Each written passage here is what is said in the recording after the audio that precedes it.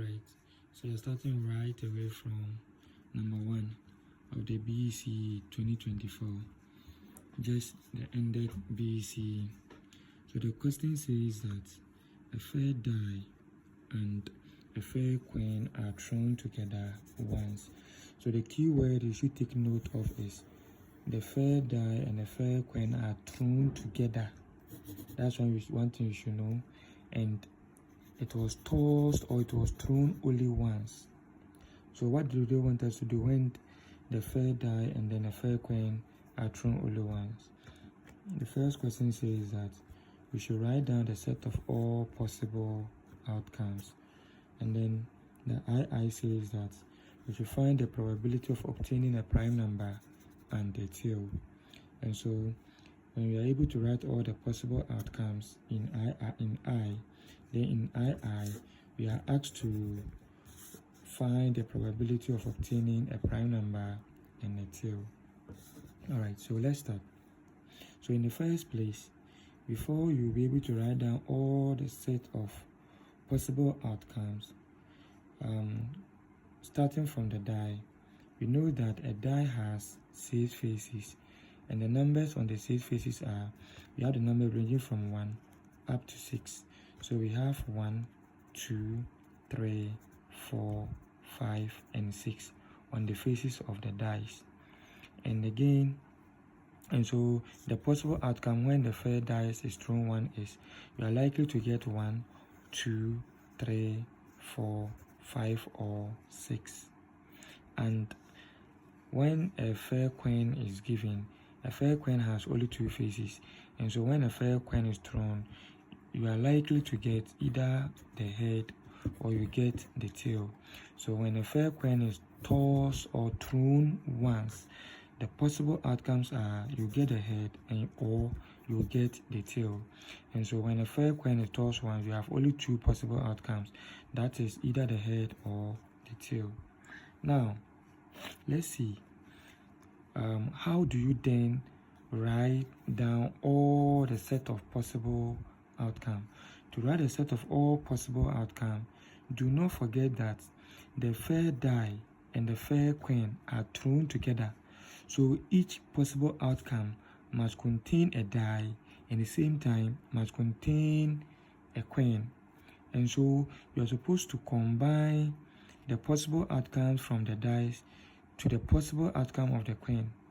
So the first possible outcome you can talk about is you use the 1. You can either get 1 when you throw 1. The dice can turn 1 and the queen can turn what? Head. So your first possible outcome is going to be 1 and a head for the first possible outcome. Someone can also throw and a person will get 1 and a tail. Another person will throw can have 2 and then a head appearing from the queen, or 2 and a tail appearing from the queen, or 3 a head from the queen, or 3 a tail from the queen. Another person can also have 4 and then a head from the queen, then 4 a head from a tail from the queen, and in that order. So you can also have 5 coming with the head or 5 coming with the tail, and lastly you can have 6 coming with the head or 6 coming with the tail.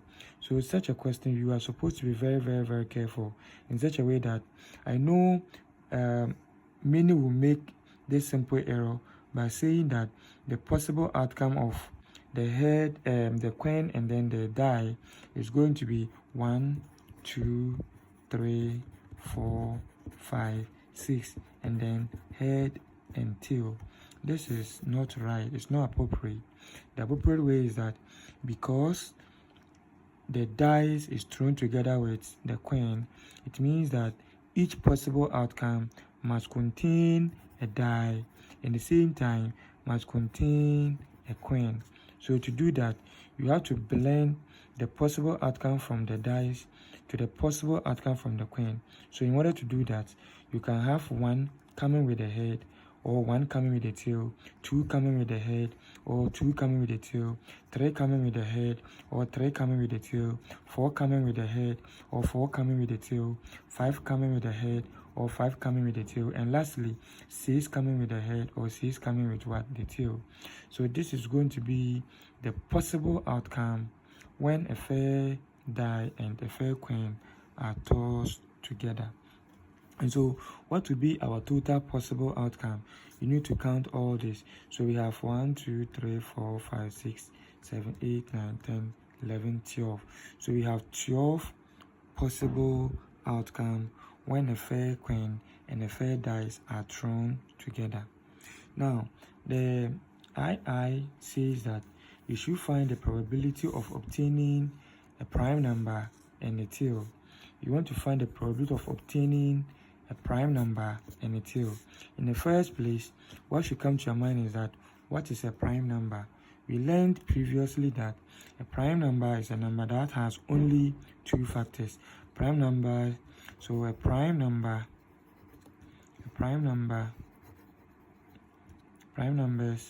are numbers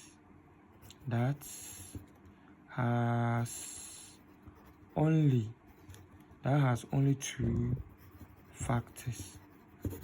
2 factors. What do you mean by factors? We want you to find numbers that they have only 2 multipliers.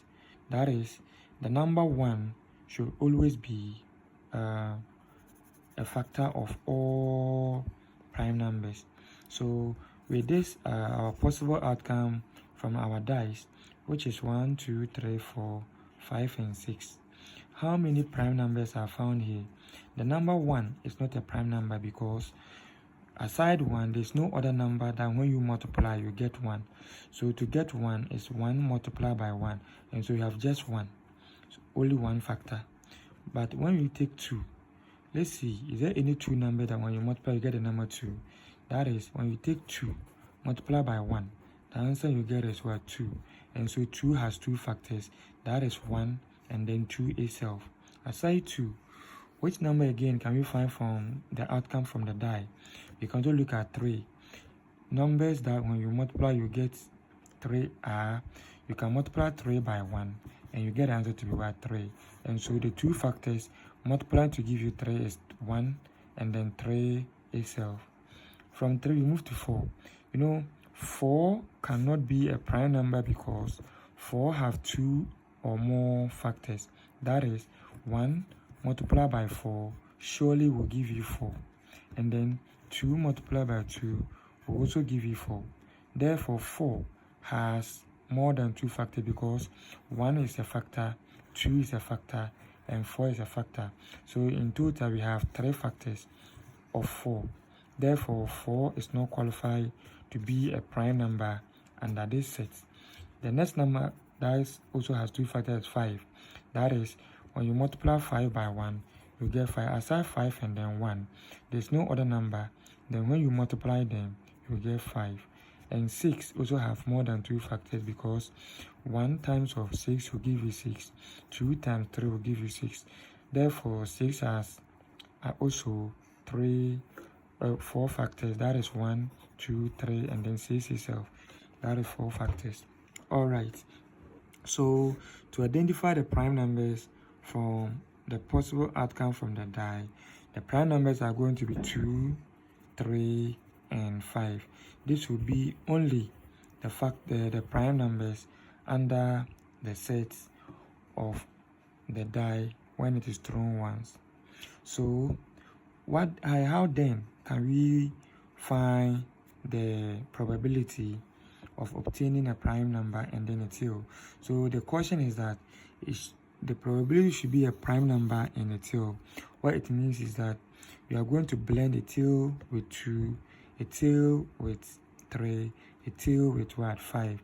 And so the outcomes are going to be 2 and a tail, 3 and a tail, 5 and a tail. So by counting, how many possible outcomes do we have here? In other words, how many events do we have? We have 1, 2, 3. So we have only 3 events.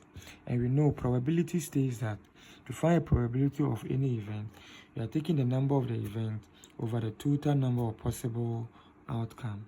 In that case, our number of events, we had a number 3. So we have 3 divided by the total possible outcome, total possible outcome is going to be given as the total of the set of all possible outcomes, which are 1, 2, 3, 4, 5, 6, 7, 8, 9, 10, 11, 12. And so we have 12 over here. So this fraction, how are you going to simplify this fraction? You can split 3 as 3 multiplied by 1, we know gives us 3.